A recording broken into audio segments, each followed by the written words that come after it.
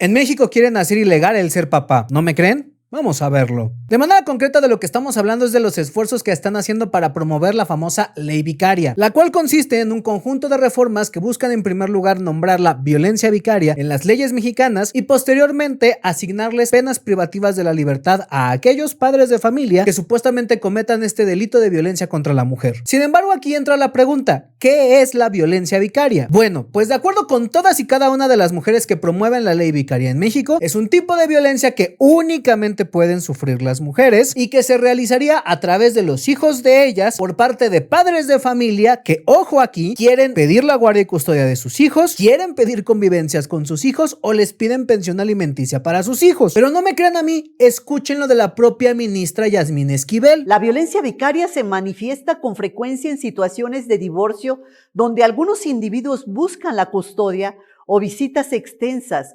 No es un interés genuino hacia los hijos o hijas, sino el medio para continuar maltratando a la mujer. Escúchenlo de activistas feministas que se reunieron con diputados en Chihuahua. La violencia vicaria es un término acuñado para la lucha de las mujeres. No es para ambos lados, no es para la niñez. Léanlo de las declaraciones de la diputada panista del Estado de México que quiere penas de hasta 10 años de cárcel para aquellos hombres que incurran en este tipo de violencia. Y es que el problema con la perspectiva de la ley vicaria es que asume que todos los hombres que quieren pedir guardias y custodias con sus hijos, que quieren pedir más tiempo de convivencia con sus hijos o que están pidiendo pensiones alimenticias para sus hijos, lo hacen únicamente por querer violentar a la mujer. Porque al parecer desde su perspectiva los hombres no podemos tener el deseo genuino de querer convivir con nuestros hijos. Y miren, como en todo, yo no voy a negar que seguramente existen hombres que buscan violentar a las mujeres a través de sus hijos, pero así como reconozco esos casos, también exijo que se reconozcan a aquellas mujeres que quieren violentar a sus exparejas a través de los niños, casos que además no son pocos, ya que si nosotros analizamos los datos de violencia en el hogar, nos vamos a dar cuenta que las principales agresoras para con los niños en los hogares de México son de hecho las mujeres. Por ejemplo, de acuerdo con datos del Colegio de la Frontera Norte en México, en aquellos hogares en donde no hay violencia contra la mujer, en el 23% de los casos sí hay violencia de la mujer para con los hijos. Es decir, 1 de cada 5 mujeres reportadas en esta investigación agredía a sus hijos a pesar de que ella no sufriera violencia por parte de su pareja. Con lo cual también se desmonta esta idea de que las mujeres que agreden a sus hijos por lo general son violentadas por sus maridos. Pero la historia no termina aquí, ya que la misma investigación revela que las mamás golpean a los niños hasta 10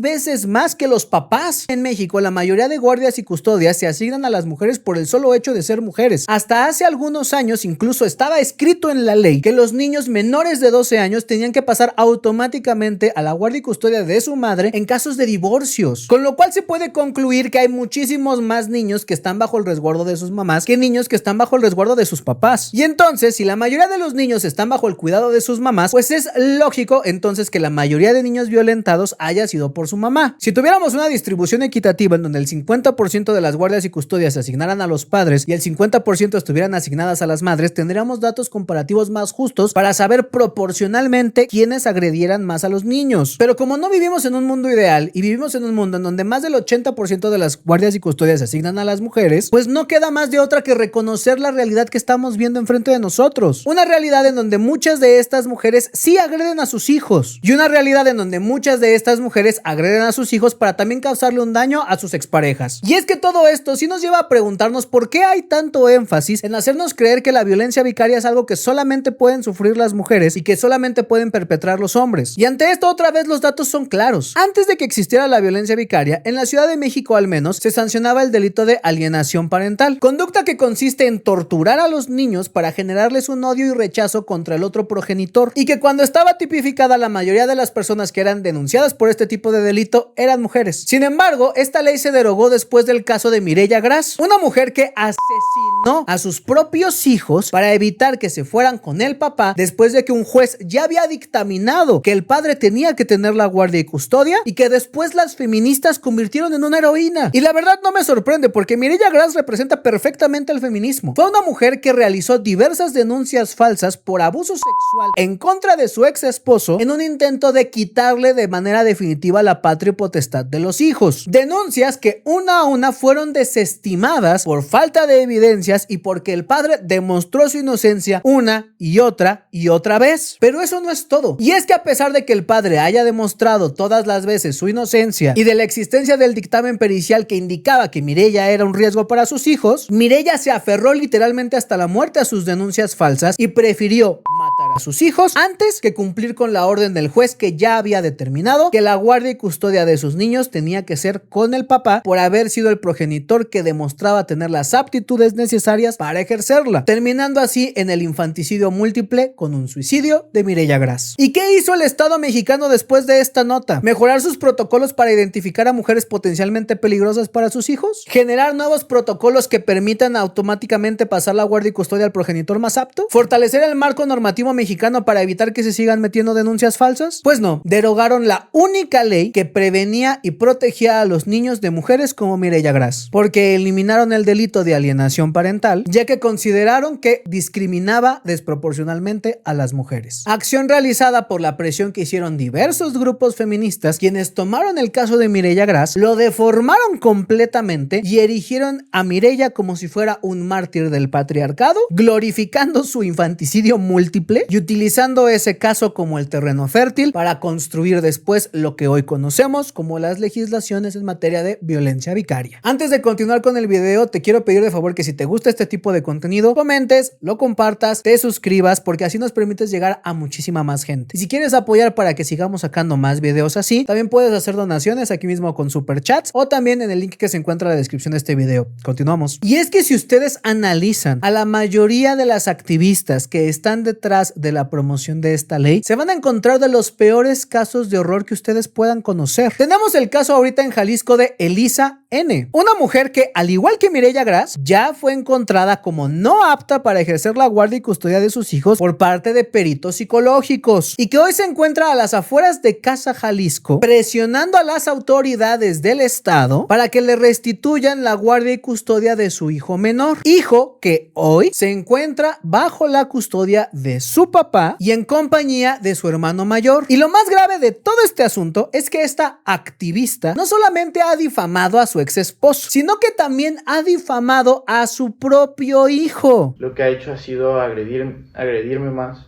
agraviarme y levantarme falsos, diciendo cosas como que soy un drogadicto, un alcohólico, que agredo a mi hermano Pato, cosa que jamás haría. Esto para tratar de deslegitimar la denuncia que tiene su propio hijo en contra de ella por violencia. Denuncia que al parecer se encuentra congelada porque esta mujer se ha colgado de este activismo para llegar a altas esferas de toma de decisión en el gobierno de Jalisco. Tan es así que el propio gobernador de Jalisco ha salido a decir que la está apoyando, a pesar del video que está en redes sociales del propio hijo, en donde está pidiendo de favor, está suplicando que no los regresen con su mamá. Yo lo único que quiero pedir a las autoridades es que nos dejen vivir en paz. Sobre todo a mi hermano Pato. A mí ya me quitó la infancia. Espero no le haga lo mismo, Pato. Y a pesar de toda esta evidencia, ella sigue aferrada a las denuncias falsas hasta que le restituyan la guardia y custodia de su hijo menor, que hoy está completamente sano y salvo a manos de su papá, igualito que Mireya Gras. En Chihuahua tenemos el caso del padre heroico Raúl, un papá que literalmente tuvo que rescatar a su hija porque la mamá la tenía conviviendo con el tío que ya la había agredido anteriormente. Tú eres el agresor, por eso estamos aquí. Tú le pegaste a ella. Sí, estoy de acuerdo. Y yo te pido perdón públicamente por el daño que le realicé a Mariana en su momento. Y cuando sale la noticia, ¿qué hace la mamá? Justificar al tío diciendo que como le daba regalos de Navidad, eso al parecer le daba permiso para agredir a su propia hija. Mi hermano aplica una medida correctiva con mi hija. Él estaba pendiente de su cuidado, de sus navidades, entre otras cosas. En Ciudad de México se tiene el caso de Alexandra N., una de las principales promotoras de la ley vicaria en el país y que fue captada por una cámara de seguridad agrediendo a su ex esposo y de paso a su hijo. Y es que yo solamente quiero que vean cómo estaba el grado de agresión que hasta el propio niño se metió para tratar de defender a su papá. Y también en Ciudad de México está el caso de Jennifer N, una mujer que había sido denunciada por su propia hija por haberla violentado. Un día que estábamos en la casa, tu novio, sus hijos, mi hermano yo y tú, y le baja los pantalones así de la nada, y se empiezan a burlar de él. Y Mateo estaba llore y llore, y tú solo veías y te reías. ¿Te acuerdas hace un par de años que me bajaste en una gasolinera como castigo? Porque los hijos de tu novio se estaban peleando. Yo estaba aterrorizada. ¿Te acuerdas de todos los insultos que me decías? Que deseas que yo no hubiera nacido, que todo es mi culpa, que es mi culpa que te enojes. Ya no quería estar contigo. Y como no me dejabas ir con mi papá, pues dije, pues ¿para qué estoy aquí? Y me intenté quitar la vida. Y que mandó un operativo en contra de su ex esposo, en donde él afirma que fue agredido y que sacaron a sus hijos a la fuerza del Centro de Convivencias Familiar de Ecatepec. Y ahí es en donde yo les dejo la reflexión a ustedes. Estas son las mujeres que están promoviendo la ley vicaria en México. Estas son las mujeres que se aferran a la idea de que la violencia vicaria es algo que solamente pueden sufrir las mujeres y que por lo tanto las leyes solamente deben proteger a las mujeres. Y entonces, ¿no les parece extraño que todas estas mujeres con denuncias de violencia por parte de sus propios hijos y otras de las cuales tenemos evidencia en cámara de sus agresiones sigan aferradas a la idea de que no se les pueda denunciar? A mí sí. Y es como yo lo he dicho en diversas ocasiones. Si esta aberración jurídica se aprobara para ambos sexos y ambos sexos lo pudieran denunciar, esas mujeres hoy serían las primeras en la cárcel. Por eso es que en los mapas en donde ellas hablan de esta legislación ponen diversos estados en rojo, asegurando que no protegen a las mujeres ni a los niños. ¿Pero saben por qué? Porque son estados en donde se legisló de manera igualitaria, es decir, son estados en donde ellas pueden ser denunciadas también. Y entonces viene la pregunta, ¿por qué consideran que los estados en donde los papás también pueden denunciar las desprotegen? Pues porque saben que serán las primeras denunciadas. En ese sentido, ni siquiera se engañen. Muchas de las promotoras de la ley vicaria en México ni siquiera quieren proteger a sus hijos. Lo que quieren es una ley de venganza, una ley que les permita destruir a sus exmaridos, una ley que les permita seguir violentando a sus hijos y no recibir consecuencias. Una ley que les permita extorsionar a sus exesposos para sacarles pensiones millonarias. Una ley que meta a la cárcel a los papás que quieren estar presentes en la vida de sus hijos. Y si nosotros como hombres permitimos que sigan pasando su ley vicaria y no nos manifestamos y no nos organizamos y no exigimos a las autoridades que deroguen esa basura, el día de mañana nos van a meter a la cárcel por el simple hecho de ser papá. Porque esta no es una agenda a favor de las mujeres. Esta es una agenda en contra de los hombres y en contra de los padres de familia. Porque tanto se quejan de que los padres no nos queremos hacer responsables y al mismo tiempo aprueban leyes que criminalizan y meten a la cárcel a los hombres que sí quieren estar en la vida de sus hijos. Y eso se llama hipocresía. Entonces, lo único que yo les pido a ustedes es que se informen si en sus estados está aprobada esta basura de ley y se acerquen con sus legisladores locales. Pídanles una reunión. Es su obligación recibirlos y atenderlos. Háganles entender lo dañina que es esta ley y exijan que esta ley sea reemplazada por legislaciones en materia de alienación parental, porque la alienación parental como ley sí pone al centro de la discusión a los niños y prioriza el bienestar de los niños, independientemente de si son agredidos por su papá o son agredidos por su mamá, porque tenemos que recordar siempre, en divorcios conflictivos y en entornos de violencia familiar, los más afectados siempre van a ser los niños y por eso es a ellos